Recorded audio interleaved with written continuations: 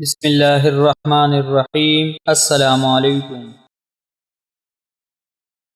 ایک صاحب کمال بزرگ اپنے حال کو لوگوں پر ظاہر نہیں کرتے تھے اور ہر لحاظ سے اپنے آپ کو چھپانے کی کوشش کرتے تھے۔ ان کی ایک عجیب عادت تھی کہ دولت مندوں سے سینکڑوں ہزاروں کی رقمیں قرض لیتے اور دل کھول کر فقراء و مساکین پر صرف کرتے۔ ہدیہ، نذرانہ اور تحائف وصول ہونے پر قرض کی ادائیگی کر دیتے۔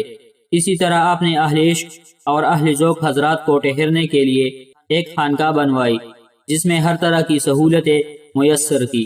حضرت صاحب نے عرصے دراز اسی طرح گزار دیا، ادھر قرض لیتے ادھر ضرورت مندوں میں تقسیم کر دیتے، اپنے پاس کوئی چیز نہیں رکھتے تھے۔ اسی طرح ہی زندگی کے روز و شب گزر گئے۔ پیغام اجل آ پہنچا، مرض الموت کے آثار نمودار ہونے لگے، شیخ بیمار ہو گئے۔ عقیدت مندوں کی آنکھوں میں آنسو تھے۔ ان لوگوں کو بھی شیخ کے بیمار ہونے کی خبر پہنچ گئی جن سے آپ نے رقمیں ادھار لی ہوئی تھی۔ ایک ایک کر کے وہ بھی شیخ کے پاس آ گئے اور اپنی اپنی رقم کی واپسی کا تقاضا کرنے لگے۔ شیخ صاحب کے پاس اس وقت ان کو دینے کے لیے کوئی چیز موجود نہ تھی۔ شیخ موم کی شمع کی مانند آہستہ آہستہ پگھل رہے تھے۔ ادھر قرض خواہوں کی تعداد میں اضافہ ہوتا جا رہا تھا۔ شیخ کو بستر مرگ پر دیکھ کر نا امیدی سے ان کے دل بیٹھے جا رہے تھے اور چہروں پر اداسی چھائی ہوئی تھی۔ شیخ نے ان کی طرف دیکھ کر بڑے اطمینان سے کہا، گھبراتے کیوں ہو؟ خدا پر بھروسہ رکھو، وہ کوئی نہ کوئی انتظام ضرور فرما دے گا۔ شیخ صاحب کا یہ ارشاد سن کر قرض خواہوں نے منہ بنا کر کہا، معلوم ہوتا ہے کہ شیخ کے حواس رخصت ہو گئے ہیں، بھلا ایسے موقع پر خدا قرض ادا کرنے کے لیے فرشتے کے ہاتھ 400 اشرفیہ روانہ کرے گا؟ وہ سب مایوس ہو چکے تھے کہ شیخ کے پاس تو ایک پھوٹی کوڑی بھی نہیں، بھلا 400 اشرفیہ کہاں سے دیں گے؟ شیخ صاحب نے یہ سن کر فرمایا، صد افسوس ہے ان دولت مندوں کے ذہنی افلاس پر کہ انہیں خدا کی ذات پر بھروسہ نہیں۔ ارے بدبختو، خدا ہر فعل پر قادر ہے۔ یہ باتیں ہو رہی تھی کہ باہر گلی میں ایک حلوہ فروش لڑکے نے آواز لگائی، گرما گرم حلوہ۔ شیخ نے یہ آواز سن کر اپنے خادم کو حکم دیا کہ جاؤ اس حلوہ فروش لڑکے سے سارا حلوہ خرید کر ان قرض خواہوں کو کھلاؤ، کیونکہ یہ ہمارے مہمان ہے، ان کی ضیافت کرنا ہمارا فرض ہے۔ خادم حکم ملتے ہی باہر گلی میں گیا۔ اس نے حلوہ فروش بچے کے ساتھ نصف دینار میں حلوے کا سودا کیا۔ حلوے کا تال لے کر شیخ صاحب کی خدمت میں حاضر ہوا۔ شیخ نے فرمایا، سارا حلوہ اس فقیر کی طرف سے مہمانوں میں تقسیم کر دو۔ سب نے مل کر مزے کے ساتھ حلوہ کھایا۔ تال حالی ہوتے ہی حلوہ فروش بچے نے اٹھا لیا اور رقم کا مطالبہ کیا۔ شیخ نے کہا، کیسا دام؟ میرے پاس دینار کہاں سے آئے؟ میری تو دم واپسی ہے، تجھے اب کہاں سے نصف دینار دوں؟ یہ کہہ کر شیخ نے اپنا منہ کمبل میں کر لیا۔ شیخ کا یہ فرمان سن کر بچے نے مارے رنج اور غصے کے تال زمین پر دے مارا اور بری طرح رونے چلانے لگا کہ میرا مالک مجھے جان سے مار ڈالے گا، میں خالی ہاتھ کیسے جاؤں؟ وہ مار مار کر میری چمڑی ادھیڑ ڈالے گا۔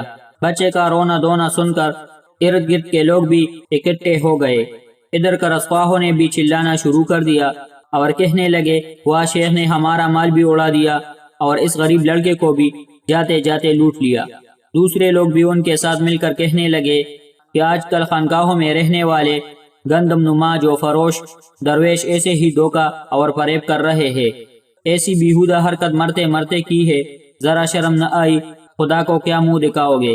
شیخ یہ سب کڑوی اور کسیلی باتیں سنتے رہے، بادل میں چھپے ہوئے چاند کی طرح اپنا منہ کمبل میں دیے چپکے سے پڑے رہے اور قرض خواہ شور مچاتے رہے۔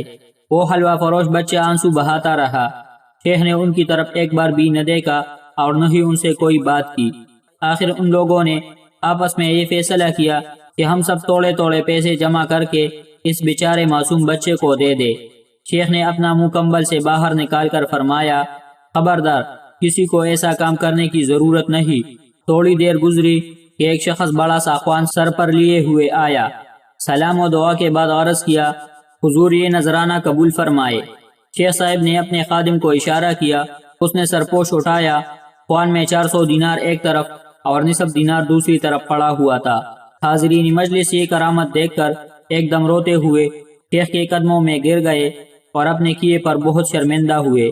کہ ہم نے اندھوں کی طرح لاٹھی چلا کر قندیلوں کو توڑا اور حضرت کی صحبت سے محروم ہو گئے۔ شیخ صاحب نے فرمایا میں نے تم سب کو دل سے معاف کیا، اصل میں تم لوگوں کو اتنی دیر روکے رکھنے کا مقصد یہ تھا کہ میں نے اللہ تعالیٰ کے حضور یہ دعا کی تھی، اے میرے مالک اس نازک موقع پر میری مدد فرما۔